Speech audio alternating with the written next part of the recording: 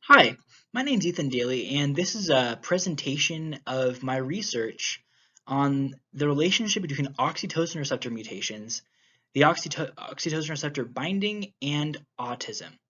This is presented by myself, Ethan Daly. My faculty mentor here at USU is Dr. Sarah Freeman, and this was done in consultation with Dr. Jill Lundell of Harvard. So, why are we studying autism in the first place? First off, it's very common. About 1 in 44 people here in the US are estimated to have autism spectrum disorder, and it has a very wide range of symptom severity. So, for many people, this can be something that's debilitating. Although some others might live with it, it can have a significant impact on people's quality of life. You can actually see that here on this slide. The specific social symptoms have a very large impact on people's quality of life in particular. For example, people with autism might not be able to make eye contact for very long. They might struggle to understand other people, and they might exhibit many other behaviors which are perceived as antisocial. And the hope is that by understanding autism better, we could figure this out. We could help these people to have a better quality of life, and it would also fill in an important gap in our understanding of this neurological disorder. But it's complicated, and that's part of the reason we haven't solved it yet. The symptoms are complicated, they're tightly bound with a huge variety of factors, and so it's made understanding the causes of autism a lot harder. You could start by looking at the overall structure of the brains of people with autism, right? And what they found actually is their brains don't really look any different on a macro scale. They've found some studies that have shown there might be some changes, but overall, their brains of people with autism look almost identical to the brains of people who are neurotypical. So if the changes aren't there, what's actually happening? And you might be able to hypothesize that maybe there's something happening at a molecular level. Well, one likely cause would be the oxytocin hormone, because the oxytocin hormone is heavily linked to social interactions. And if you've heard of oxytocin, you've probably heard of it around Valentine's Day. It always pops up as quote unquote the love hormone, right? But beyond just romantic relationships, the oxytocin hormone has a huge effect on our everyday social interactions. Let's zoom in on a specific part of that figure right there.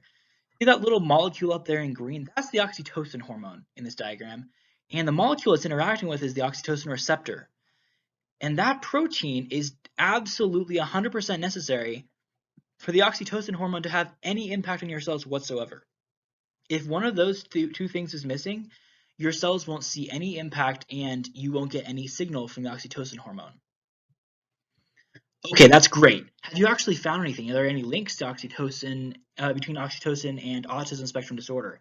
Well, as it turns out, yes, there are. Back in 2018, my faculty mentor, Dr. Sarah Freeman, published research that showed there were differences in two brain regions in particular of oxytocin receptor binding, where that's the protein. You can actually see that here in the bottom right. On the right there, you have an individual with autism, and the left is someone who's typically developing. What you actually see is that the ventral pallidum has less oxytocin receptor binding in those with autism, and the nucleus bacillus of Maynard has more, which both of these brain regions are actually important in autism, as it turns out, because you might ask, like, why? What's important about these? And eye gaze, as I mentioned before, is a big deal in autism. It's one of the most commonly known symptoms. So the nucleus bacillus is actually the region of the brain which most controls your eye gaze. As you can see on the right there, people with autism, or sorry, normally developing people, neurotypical people, tend to just focus on a simple pattern around the eyes and mouth, whereas people with autism have a lot less focused patterns, which can affect the ways in which they perceive others and which other people perceive them. Not only that, but the ventral pallidum also plays a very close role with autism. It's right in the middle of our reward pathway, and it's been postulated that changes in our reward pathway correlated with oxytocin might actually influence some of those antisocial behaviors that people with autism tend to manifest. Okay, time out. Why is this happening? What's going on? So, what's actually driving these changes within the brains of people with autism? Well, one change that could be, or one reason this could be happening would be genetic mutations within the oxytocin receptor gene. So specific mutations in the DNA of these people in the gene that eventually ends up coding for that protein. Here we have a diagram of that gene, and we're looking at some blocks here and some lines here, and those genetic mutations, also called SNPs, that we're looking at are most likely going to be within the line portion. Genetic mutations within the block portion would probably lead to there being decreased oxytocin receptor binding across the whole brain. But they don't just exist in a vacuum either. It's important to remember that the oxytocin receptor gene also could be its expression levels could also be modified by lots of factors around it, such as enhancers, promoters, transcription factors, and those could also help explain why why we're seeing differing levels of oxytocin receptor binding in different parts of the brain. Just as a side note here, it's also important to realize that oxytocin receptor mutations are going to frequently co-occur if they're close together. So this could throw off some of our analysis. We have to remember that just because we're getting significant results from one genetic mutation doesn't mean there could be nearby mutations that are also influencing this. Okay, what did we do? How did we study this? Well, we figured out what SNPs or genetic mutations they had. We ran what's called a SNP assay. So here we see we use specifically the Illumina Infinium assay to identify which SNPs there are. We process this data using a computer program known as Genome Studio, and we were able to determine which genotypes they had, which is essentially it's a type of SNP. It's a way of measuring what specific mutations a person has. What did we find? Well, we found some interesting patterns. I'm going to highlight a specific part of this. This is what's known as a UMAP diagram. Essentially, what this shows us is the way that the data is clustering together. So we're looking at lots of variables, and this is just condensing it into one 2D graph. And you see within this little region right here, exactly the same pattern we would have assumed we would see from Dr. Freeman's research, where there's a group of 4 individuals with autism who are all kind of clustered together based on the genetic factors, and who are seeing upregulation in the nucleus bacillus and downregulation in the ventral pallidum, seeing more oxytocin receptor binding or less oxytocin receptor binding within those regions that we'd seen earlier. This provides good evidence for there being a pattern, but we also see that not all the people with autism are clustered together in this graph, which leads us to believe that it's likely that there's other factors that haven't yet been accounted for.